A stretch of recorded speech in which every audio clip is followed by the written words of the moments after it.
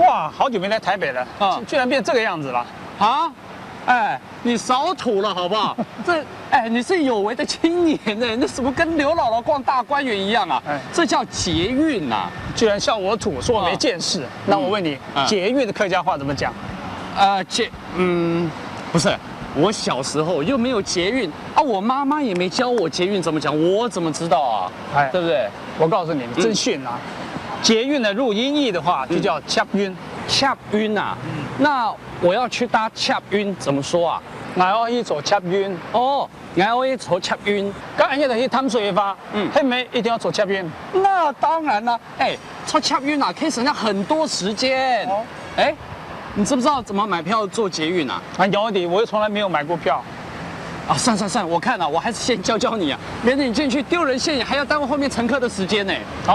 马街啊，你欠我，然后唔敢麻煩你。唔敢啊，我做馬街啊，梗嫌你假麻煩咯。嗰次講阿姨買票啊。2種插票啊，这个叫储值卡，1张1000块钱，这个做一次扣一次钱啊，所以可以做很多次，很方便。但是这个比较适合上班族，每天在通勤啊，做很多次的人适合啊。像你这种观光客啊，大概买个单程票就可以了。那单程票会不会很贵啊？我看它那富丽堂皇的，一定是很贵的。要不然如果太贵，我们就改坐公车好了。唔会啦，现在啊，坐捷运啊，都便宜，最多不会超过50元。好，我等一下，我最早我去买个饮料，等一下回来继续吃。等一下，最早啊，但是我们这个坐捷运的时间啊，是禁止饮食，所以不能吃东西耶。禁止饮食啊？但是最好就肚腰，刚要买嘢嘞。那你只好忍一忍呢，要不就是做之前你先把肚子填饱啊。你想想看呐，如果每一个人坐捷运啊都在吃东西啊，制造脏乱多难看啊，对不对？好了，还在做啥？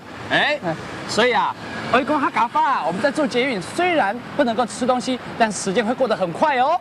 走吧。捷运，貪水，